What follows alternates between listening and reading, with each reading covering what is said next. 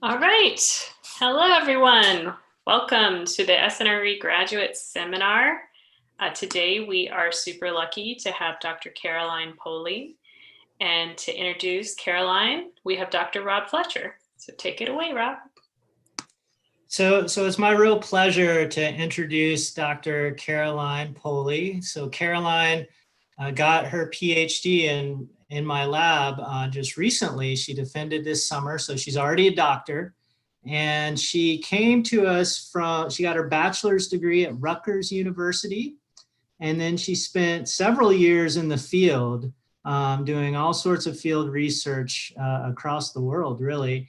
And then she started her master's degree and finished her master's degree at Clemson University. And it was when she was finishing up her master's degree that I was searching for a PhD student, and Caroline applied. And I was really excited about the possibility of her coming to the University of Florida for several different reasons, really. She had a lot of really great experience, and she had a very clear vision for the kind of work that she wanted to do. And so since 2015, she's been working at the University of Florida doing some really impressive work, focusing largely on animal movement and dispersal biology and what that means across landscapes, and in particular doing a lot of work with the endangered snail kite. And just since that time, she's secured over about $200,000 in funding for her work.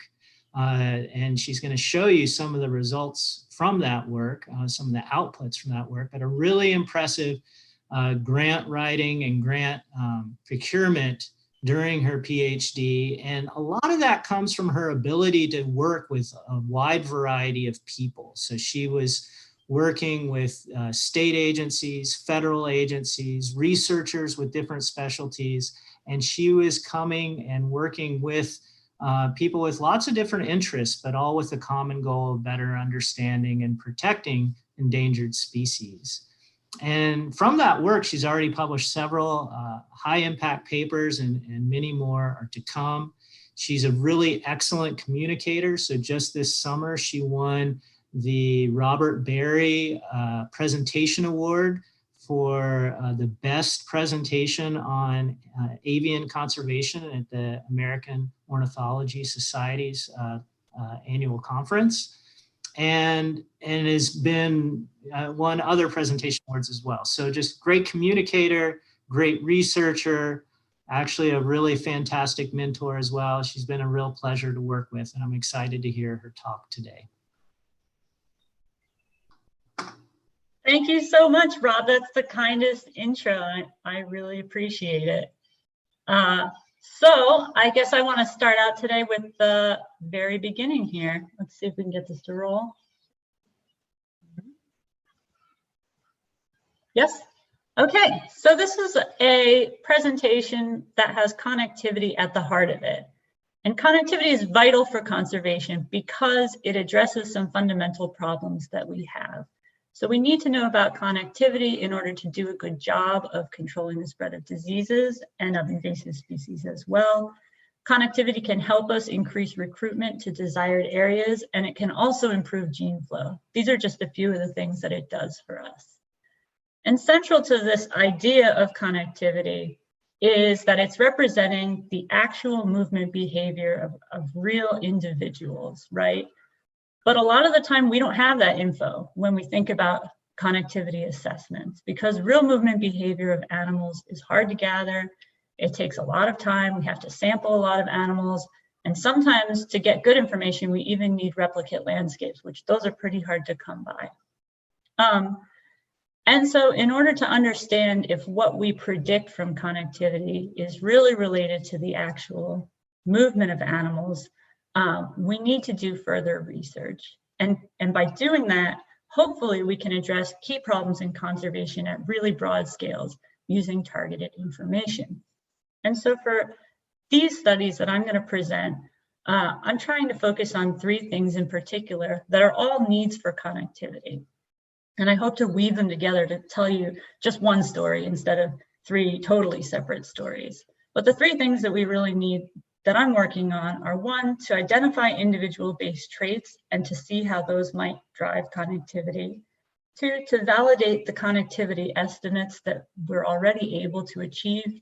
And then three, to test those estimates across replicate landscapes, because the more times that you can test something and the more replicates that you have, the better job you can do.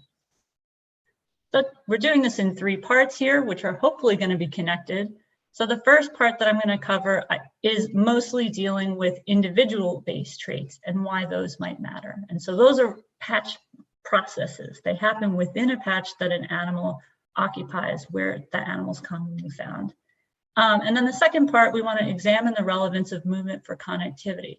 And that's not within the patch anymore. That's happening between patches as animals are moving from one place to another. And then finally, I'd like to try to validate some connectivity estimates. So to do that, I'm going to leverage a large-scale landscape experiment that deals with habitat loss to try to look at some of the issues that we see in depth. So let's start with the first part here. So this first part comes from the perspective of a silver spoon effect. And if you're a human being and someone tells you, oh, this person is born with a silver spoon in their mouth, it means that they're born with privilege. But the term applies in ecology as well. And it refers to these long-term positive effects of natal conditions. So if you're an oyster catcher, like the one in this photo here, being born into high-quality habitat gives you an advantage for recruiting into high-quality habitat, and then gives you an advantage for reproducing later on in life. And so a lot of the time, these silver spoon effects, like what I just described, play out through individual quality. So your body mass when you're born or shortly after can influence you for the rest of your life. Although these effects can play out in other ways, that's really the main one.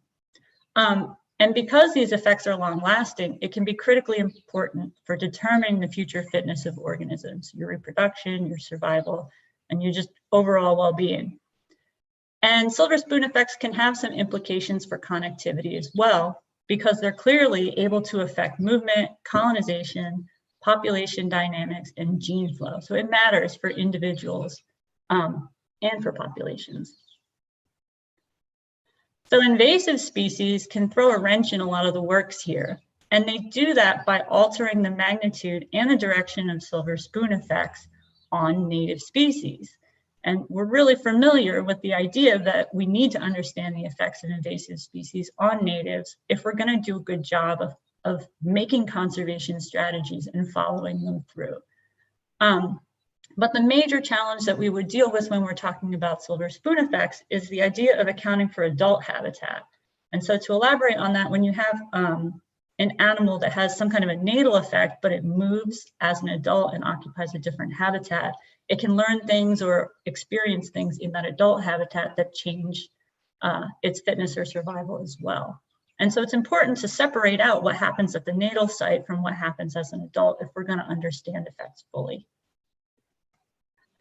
So the species that we're working with, which is a pretty good candidate for understanding silver spoon effects and invasive species at the same time, is the snail kite. So this is a raptor that's found in wetlands. It's endangered, and we see it only in the state of Florida, really, in the US, South Florida particularly. And this is a wetland obligate species. They're wetland dependent, and they eat only this one species of aquatic prey that inhabits those wetlands. But the effects of this prey are kind of mediated by hydrology, right? Because water levels matter for understanding if there's even going to be prey in an area or not. And so you can have birds nesting here in these edges of these lake-like habitats, but you can also have them in these cypress grasslands. And both of these habitats support snails in different sorts of ways. But the foraging habitat of snail kites should be a little bit open so that they can both find and capture prey that are climbing on the vegetation here. This is a pretty good example of some of their foraging habitat. And so you can see how water levels matter for everything that snail kites do. So what's happened with the snail kite in Florida basically is that there's been an invasion of a different kind of snail, different species, same genus, into the system. So here you can see the native snail, and then here's kind of a large example, but not totally an outlier, of the exotic snail.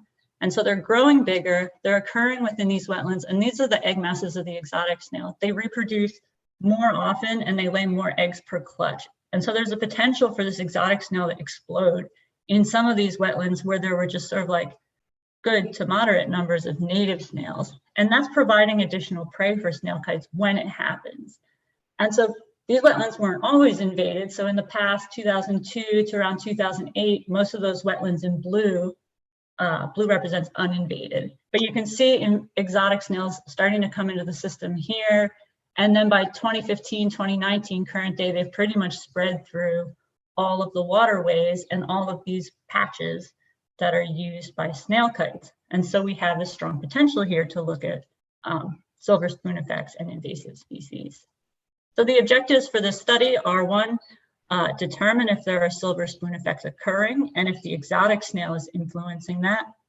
Number two, we want to understand the mechanism, right? So hydrology is proposed to influence individual quality because these snails are abundant. And then finally, we want to know what the demographic consequences of that are. So why would it matter for survival?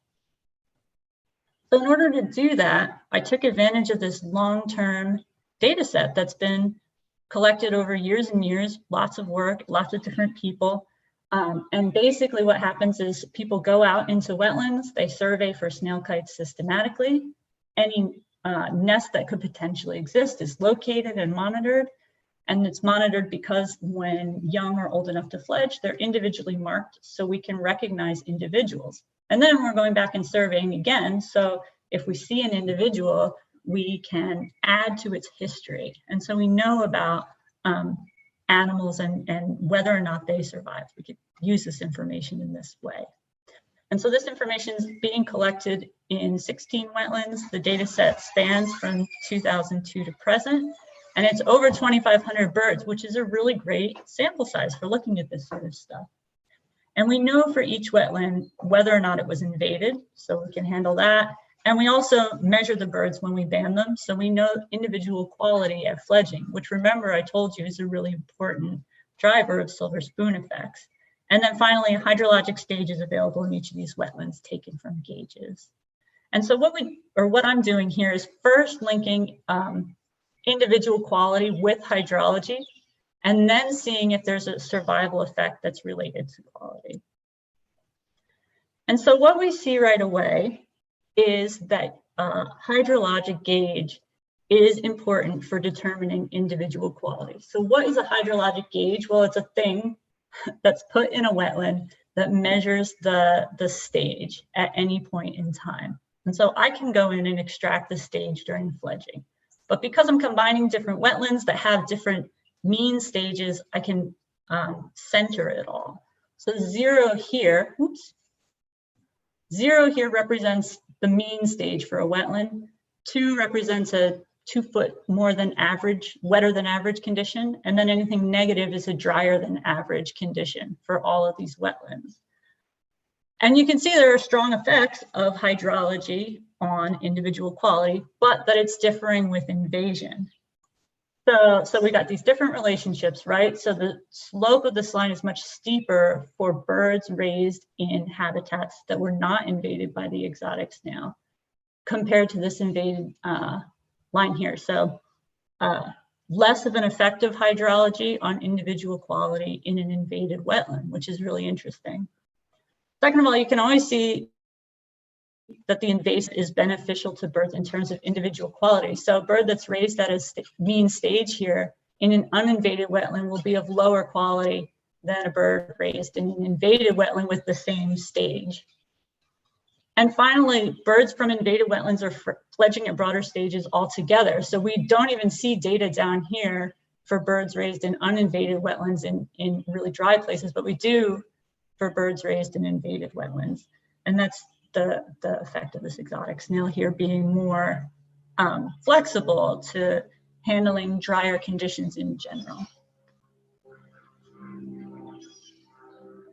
So when we try to transfer this over and look at survival, the first thing that we can see here is this is survival of birds that were raised only in uninvaded habitats. And we're looking at juveniles on the left, and their survival is naturally lower than adults on the right. And one thing that we're doing here is accounting for adult habitat, like I mentioned earlier. So these are birds that were raised in uninvaded habitat that transitioned to invaded habitat. And you can see that they have, for both juveniles and for adults here, there's somewhat lower survival. And so that's potentially an effect of environmental matching, where what happens to you as a young individual kind of imprints on you, and those effects carry over to colonize new habitat. And if that new habitat doesn't match what you're already familiar with, you might not do as well in it. So here are birds that were raised with invaded snails in their natal wetlands. And the first thing that I noticed that I think that you guys should take note of is that survival of birds raised in invaded wetlands is always higher than survival of birds raised without this exotic snail. That I should explain, which is that birds that transition here will do better when they transition from an invaded to an uninvaded wetland. And that's the opposite of what I just told you about environmental matching. But there are some potential explanations of that. We know there's some asymmetry in survival in general by region, and that the exotic snail tends to be a more northern thing than a southern thing, if you remember the map that I showed you in the beginning. And so that asymmetry in survival may be playing out to influence survival of birds from invaded wetlands that move to an area where survival is better, but there aren't any exotic snails. And there can also be some density dependent effects happening, because density tends to be lower in areas, density of conspecifics tends to be lower in areas with uninvaded native snails. And so when birds move, they're kind of potentially released from competition in a way. And so when we try to link individual quality to apparent survival, again, we see really strong trends. So here's individual quality on the x-axis, and I didn't explain this before, but it is important. Anything with a negative number is a lower quality bird, and anything with a higher number is a higher quality bird. This is residual mass, so it's just mass of a bird adjusted for their body size. And right away, birds from uninvaded habitat have a lower apparent survival, no matter their individual quality, compared to birds from invaded habitats. And that's playing out whether we're talking about juvenile birds, so this is first year survival, or adult birds here. So it's really interesting to see a strong effect of individual quality on survival that carries over into adulthood, because you would expect it to maybe not last that long. But the truth of the matter is that these effects are actually lasting a really long time. So this is age in years. And it's important to note that a snail kite senesces at around 13 years old. And we don't even have too many birds that have been able to reach 13 years old that grew up in an invaded wetland. So the data kind of end here. But this is almost their whole lifespan here. And you can see the red lines, which represent birds raised in invaded habitats. No matter where they transitioned as an adult, they always have higher survival compared to these birds in blue that are raised in uninvaded wetlands. And that's significant, and it's also remarkable. But I would acknowledge too that there's some potential here for trade-offs in fitness components. So the natal environment that birds are experiencing can create these opportunities for survival at the cost of something else like reproduction. So there can be hidden consequences. But at this stage, since we're addressing survival, it looks like these are pretty strong effects. So how might natal origin matter for connectivity? Let's bring it back to that. Well, if you take the movement patterns of all the different birds that you've seen, you can kind of group them out. So what I'm showing here are two different groups of birds that share similar, that within groups, they share similar movement patterns. So there's a group of birds that spends most of their time up here in these lakes. And then there's a group of birds that does a lot of movement here. And this is some work by Dennis Valle et al. That's been here for a while, but it's very relevant to connectivity because if we plot out each of these groups by birth year, we see that these birds up here that have similar movement patterns are all raised in more recent birth year, 2010 and after. And that tends to correspond with the invasion of this exotic snail. And then here are the birds with this sort of movement pattern. Their birth year tends to be a little bit earlier in time. And so their dispersal habits are largely determined by birth year, and invasion obviously matters for this as well. And then finally, we know that birds prefer to breed in natal-like habitat. So birds that are born in lakes tend to select lake habitat when they breed, and birds that are born in grassy wetlands tend to select that as well. And so that has a lot of implications for birds that are raised with exotic snails and for connectivity.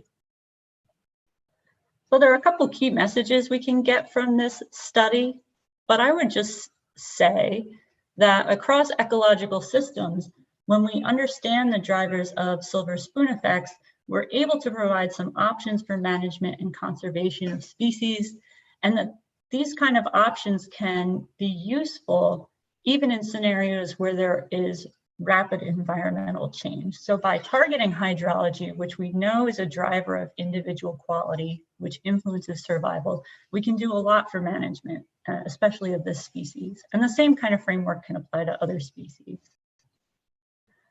So how do we build on the information that I just showed you when it comes to connectivity? Well, we can study connectivity paths directly by closely examining the way that animals respond to habitat when they're moving between patches. So let's check that out a little closer. So what I'm talking about specifically is functional connectivity. So this is something that depends on the movement or flow of organisms and their response to landscape features. And functional connectivity is important for conservation, but we need it because it accurately represents constraints to movement. But the thing about it is that the constraints and the movements of an animal can differ over time. So when you have an animal that's moving through patchy landscapes, we expect them fully to respond to different habitat types differently. And additionally, when animals are traveling, for instance, they're behaving in a different way, and they're occupying a different part of their range than they were before. And so we expect their movement patterns to differ. And so it seems like if we want to fully interpret movement and interpret connectivity, we need to account for these changes in behavior that can happen and the responses to the landscape that can change too, because along with the behavior.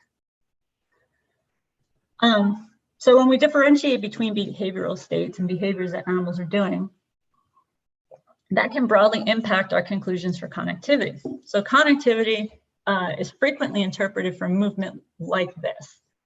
So you have an animal that's tracked, you get its movement behavior.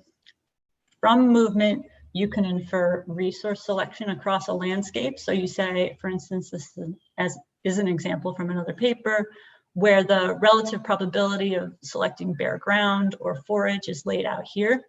And then you can permute that across the landscape that you have and say, well, like, what's the proportion of bare ground and how could it matter for making movement easier or harder?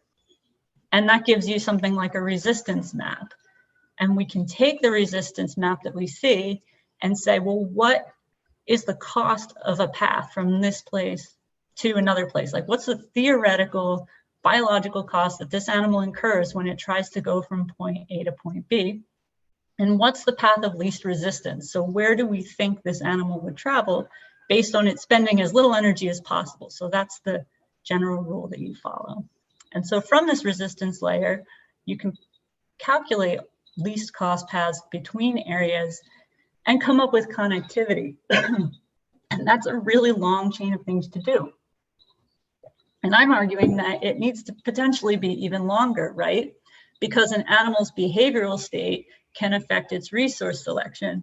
So you've got this sleepy cheetah here, and it's obviously using resources way differently than this moving cheetah right here. And I was thinking when I put together this presentation that you can tell that I'm a bird biologist, because apparently all cats are the same to me. Like, we had this tiger that turned into a puma, that turned into a cheetah. I just thought I would note that.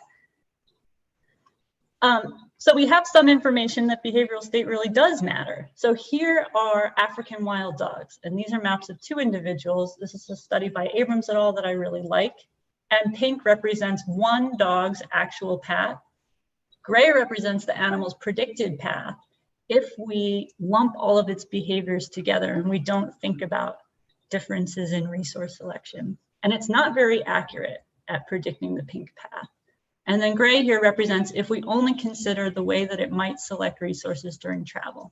And that's pretty accurate.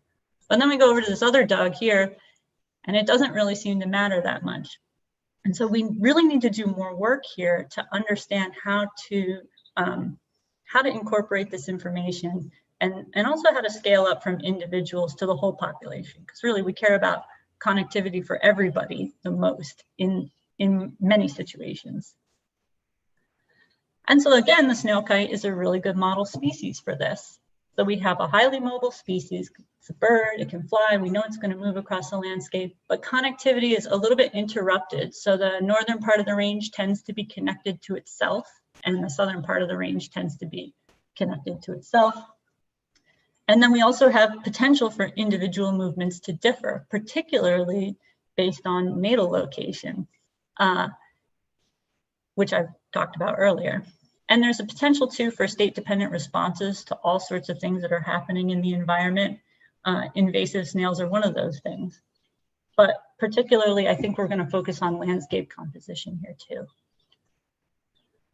And so there are some predictions for snail kites and their movements and whether behavior will matter or not. And the first prediction is that habitat selection is not going to be as strong during travel behavior compared to other behaviors. So we're working with this highly mobile animal. It's got an aerial movement mode and it's moving across a really variable landscape. So it should be able to skip over things a lot. So maybe it's not going to respond as strongly as it could. But moving on from that, we think that definitely the landscape should matter in some way. So birds they need thermals to travel. The landscape kind of determines whether thermals will form or not. And you know, birds don't just automatically travel in whatever direction they want. There's some directionality to it. So I think that integrating resource selection into connectivity estimates, like I showed earlier, should do a better job of reflecting connectivity compared to birds just moving in a straight line, which is kind of your null hypothesis. And then finally, the real meat of the matter is that we think behavior should matter for snail kites. So because there's a huge difference between a snail kite sitting in a wetland hanging out and an animal flying over a landscape, then acknowledging travel behavior and resting behavior separately from one another should lead to a clearer link between estimated and actual connectivity. And so that's happening because we would be accurately capturing these constraints to movement that happen via travel. So here are the methods, and these follow just what I showed you before. So I tagged 73 individual snail kites at the nest site, and that's a huge advantage because you're tagging birds that are young and they're just about to fledge. And that means they have no knowledge of the landscape and they're not using memory to navigate right away, at least. So we tag birds. Here are a couple tracks from a couple individuals. I can't show all the tracks because it's just a crazy mess. And then I applied a hidden Markov model to separate each GPS point along each track into one of 3 behavioral states. And I picked 3 behavioral states because I really wanted to differentiate between traveling and not traveling. And this central state here kind of helped me to weed those things out and tease them apart. Then we take a map of land cover and we estimate resistance to land cover types using all the points lumped together, using only the encamped points, and using only the travel points. And we're going to pit each of those 3 groups together against each other to see which is more important, considering one behavior or another, or just lumping it all together. And we do that by estimating resistance to movement between patches. And then the least cost distance between each patch is essentially the functional distance that we expect, that we predict that an animal would travel based on all the resource selection that we got from just watching its movement patterns. And we're comparing that also against this null hypothesis of of Euclidean distance, which is just saying, no, animals don't take special paths across the landscape. The straight line distance will be sufficient to reflect the way that they move, and that these paths don't matter so much. So we're testing that as well. But there's one more step, and that's validating connectivity. So we've got our estimates, but what are we going to validate that against? Well, luckily, remember from the last section that we're marking and reciting birds every day. So we have this here record of any time that we saw a banded bird that was in one wetland, and then later we saw it in another wetland. And so we can use those records in a structured way as the response variable in our model. So we're trying to predict actual movement using this crazy string of analyses that we applied based on GPS data. So basically the response variable is the number of movements between wetlands per survey, and the explanatory variable is all of those different, each cost distance that we estimated and each method. So the hidden Markov model is what I use to separate out the states. And basically for each point along a GPS path, there's a characteristic step length and turning angle that happens, and you can group that to get behaviors. So in this track, you have a traveling bird that later became encamped. It made little tiny steps and it turned a lot. And then it was semi-encamped. It was kind of moving, but not really.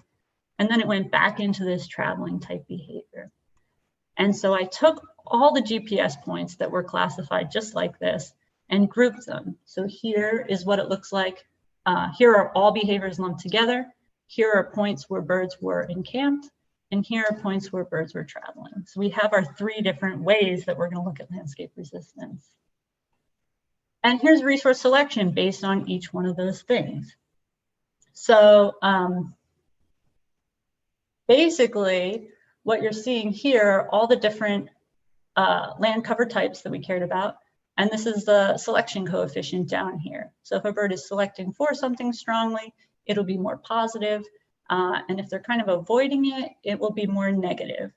And what you're seeing also is encamped behavior, all behaviors together, and travel behavior. So there is definite separation in the way that birds choose habitat based on behavior. And in general, encamped behavior here tends to be the strongest selection, and travel behavior tends to be the weakest selection here. It's most close to 0 for these turquoise points compared to these dark colored points. But we also see a signature of the invasive snail here, which is really cool. So birds strongly prefer canals and ditches, and so do invasive snails. Here's all their gross eggs just kind of stuck up here. And then additionally, invasive snails prefer or use sometimes flooded cropland, and they can really explode in these croplands and attract snail kites. And we're seeing that sometimes in this crops and pasture thing. This probably reflects the effect of the invasive snail on snail kites. And so a major question is, how is this selection going to play out for connectivity? And the answer is very interestingly. So the first result, these are my ranked models here. So we're testing all these models against each other, and here's delta AIC. So the higher the AIC, the worse. We want it closer to 0. And so I guess the first result is the answer to the second question we have, and it is that the landscape matters for movement. So this Euclidean distance, this is our null hypothesis, the straight line distance is down near the bottom here of the models, and it's not ranking as well as any of the cost distance models. And so that's saying to us that the travel paths that birds take are really important, and we need to be thinking about those functional paths when we think about connectivity. And so even though this bird is soaring, there are definitely still some boundaries. But additionally, we found that behavior matters too. So these cost distance models here are not all the same. Models 1, 2, and 3, so the AIC is greater than 2 for each. And so it matters whether you're lumping all your behaviors together, or whether you're just thinking about encamped behavior, or you're thinking about travel behavior. However, what happened is that the encamped behavior is the top model. And so resource selection during encamped behavior is doing a pretty good job of explaining connectivity compared to all these other ones. And so that's not really what you would think, and it's not really what I built up in this intro. And so the question is, why would we get in-camp behavior on top and not travel behavior? And the first answer that I have for that is that your model specification really matters. So this is a multi-step process, and each step is really complex. And so this is a proof of concept, and it's kind of a preliminary result, but I think that there's more work to be done in testing, and it takes a long time, and there's a lot of effort involved in it, and a lot of comparisons between one thing or another. So hopefully some developments can bring some clarity there. But additionally, if in-camp is the best way to go, then one of the possible explanations for that is that there's carryover of an animal's within patch experience to their between patch movements, so that the things that they experience inside a patch are mattering the most.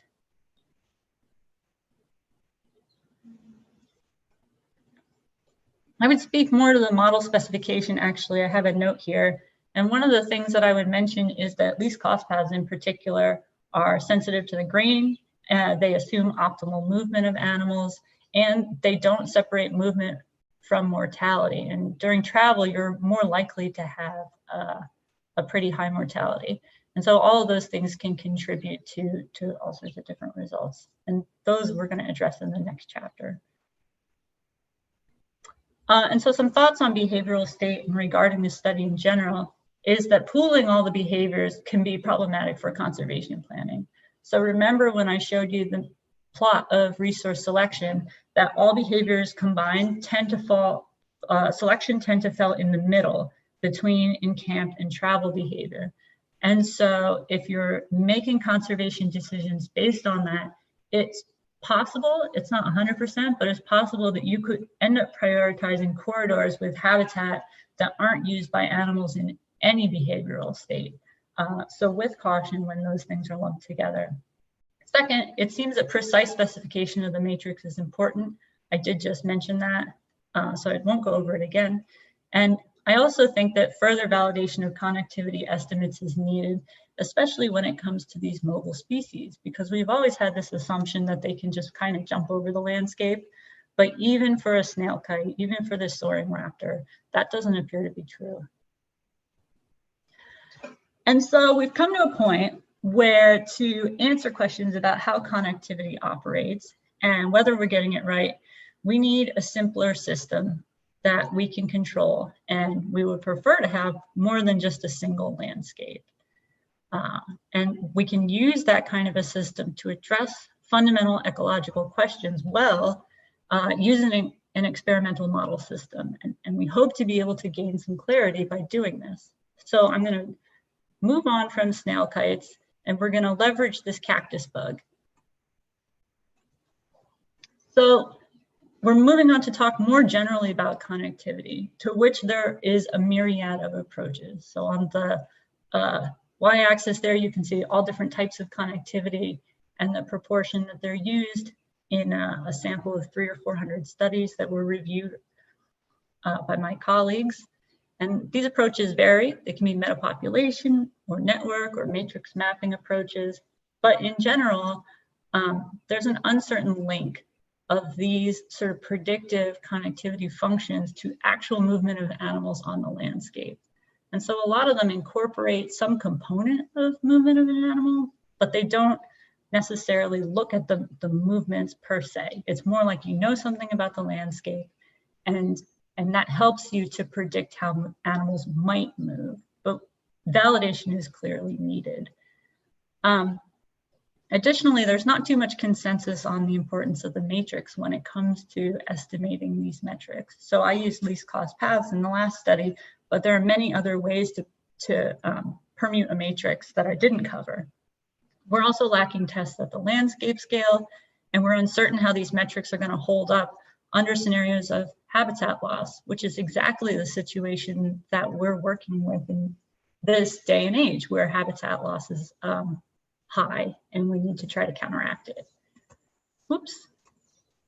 So the objectives for this study are to test some commonly used metrics. We want to identify the ones at the patch and at the landscape scales that correspond to real movements of real animals. We want to try to get a handle on whether or not the matrix is important and how we should parameterize it. And then we also want to understand how certain metrics will perform under scenarios of habitat loss, whether it's low or high. And to do this, we took some cactus bugs, and they're a really cool species. They live nearby in the Ordway, and they're also found in the Desert West. And they're found mostly on cactus pads, so they breed and they aggregate there throughout their lives. And then they can walk or very rarely fly from one cactus pad to another. And so we get this really cool patchy landscape and this bug that we can mark with a little tag. You can see the BES on that bug, and then recite in the future. So we took a bunch of these bugs off the landscape. We bred them in a greenhouse, marked them, and released them onto 15 controlled 50 by 50 meter square landscapes. In each of those landscapes, all the cactus patches were mapped, and the vegetation was measured every 2 meters and then interpolated so that we could get an idea of what the landscape fully looks like to these bugs. We gave these bugs an adjustment period when they were on the landscape, and then we started to fragment the habitat. So treatments were applied to each landscape. So there were controls, and then there were some that had small amounts of habitat loss, and then some where there was over 80% patch loss. So you can see right here, this landscape with the dots being the patches went down to this. And then here's one that only experienced 43% patch loss. So not quite as severe, but definitely noticeable. So we monitored movements of these bugs among these patches. And then we took all the things that we knew about the structure of the landscape, so the vegetation height and the placement of the patches, and separately used these connectivity metrics to predict connectivity. And we did that for 38 metrics, 3 times each.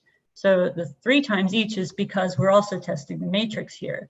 So we did it using least cost paths, commute distance, and Euclidean distance. It was a lot of calculation. And then what we did, or what I did, I guess, because this is a dissertation presentation, we took estimates of connectivity and tested them against movement. So movement is the response variable, and the connectivity estimate, which we expect to predict movement, is the explanatory variable. And we're using AIC, again, to rank these and see which connectivity metric and which matrix type is the best predictor of actual movements of these bugs between patches. And so what we found, here are some of the landscape metrics here. Here's relative AIC, so lower is better. The top ranked metric is here. Don't worry about all the different colored dots at this point. Just notice that module nearest distance came out on top. And also that we're seeing a ton of variation among these metrics. And what characterizes this is that the metrics that are coming out on top tend to incorporate dispersal biology in some way, usually as this dispersal kernel, right, where you have this probability that an animal will move a certain distance. And that's kind of a basic measure that's a little bit easier to get than a full suite of movements. And so it often ends up in connectivity assessments. But metrics that incorporate that tend to do a little better than ones that just think about structural features. And so a conclusion from this is that structure alone is probably insufficient for understanding connectivity, which makes plenty of sense. You know, it depends on the organism that you're studying and what they respond to. And at high levels of habitat loss, this is most likely true.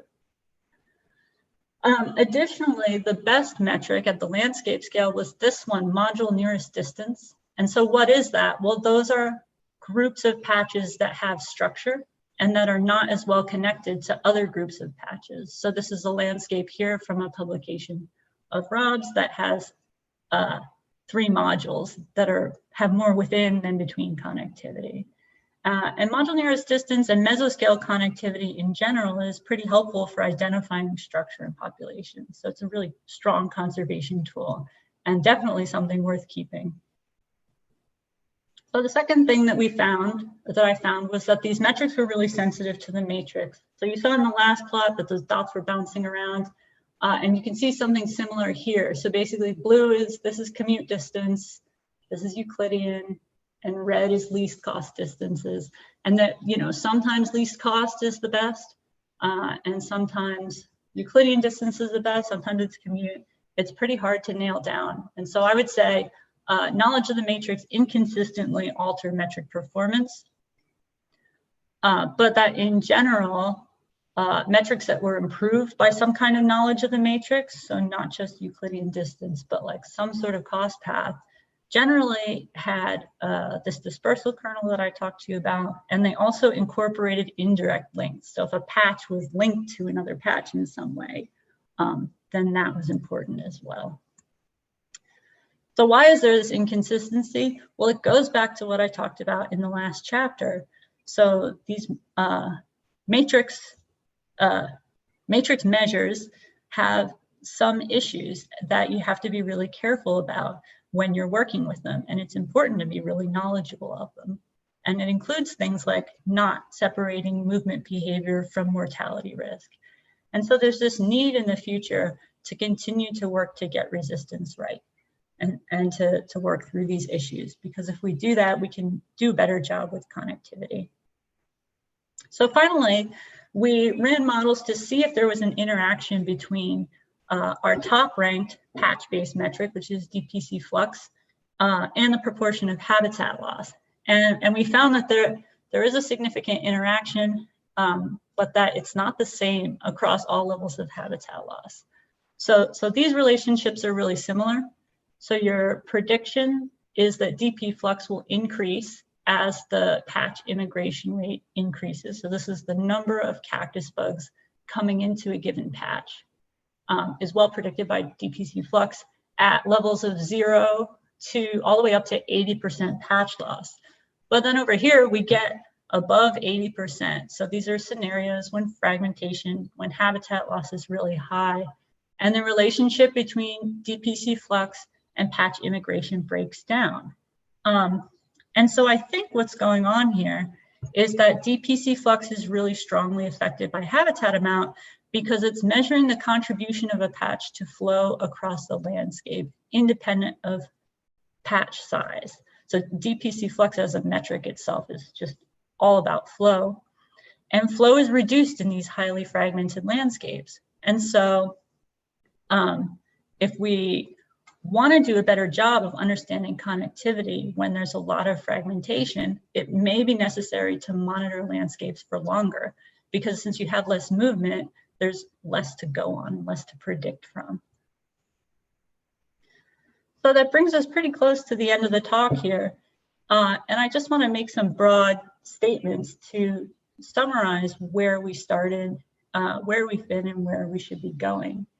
And basically, I would say that overall, within and between patch processes are both really important for understanding connectivity across landscapes, and that we should always pay attention when we can to the relevance of natal habitat for connectivity.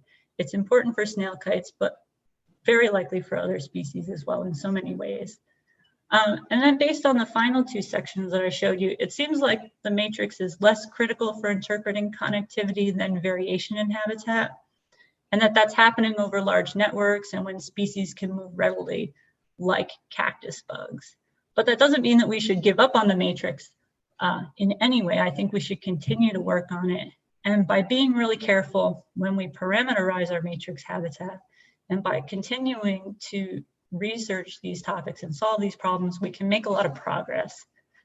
I would add that connectivity metrics, as we saw here, are really sensitive to habitat loss. And that's important because we're applying these metrics in a real world scenario to make conservation decisions.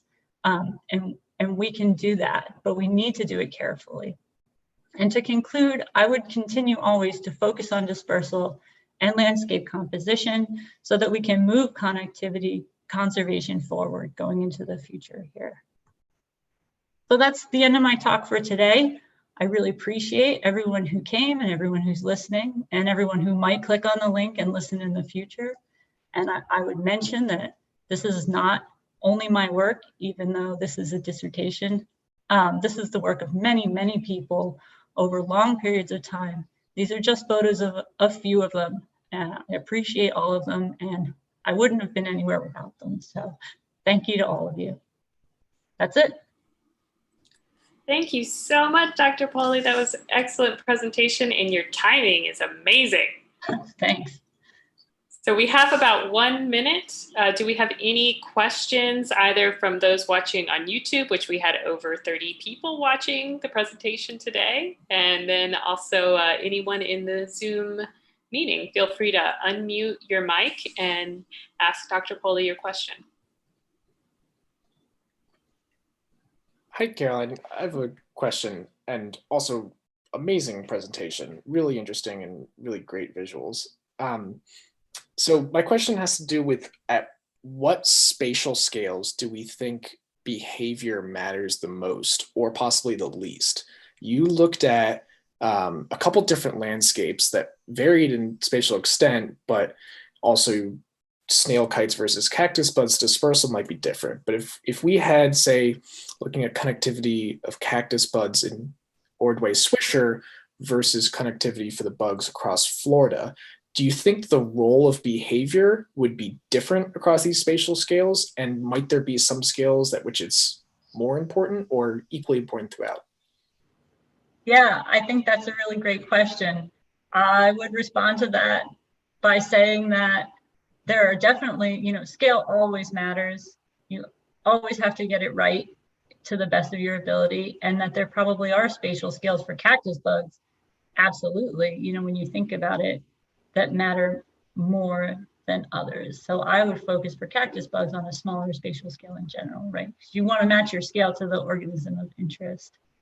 And the same for snail kites as well. So the behavioral processes like movement that are impacted by things like your natal habitat might play out easily at some scales, but not others, particularly at the level of the module there, which I talked about towards the end, right? Because for kites, we know that the northern part of their range is a little bit different than the southern part of their range. And those things are somewhat separate in terms of movement.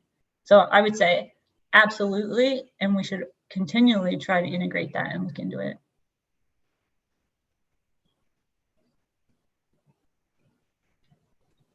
Any other questions for Dr. Poli before we conclude the presentation today?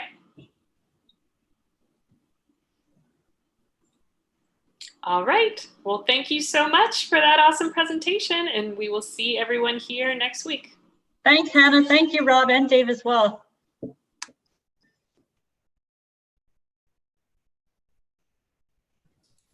Great job, Caroline.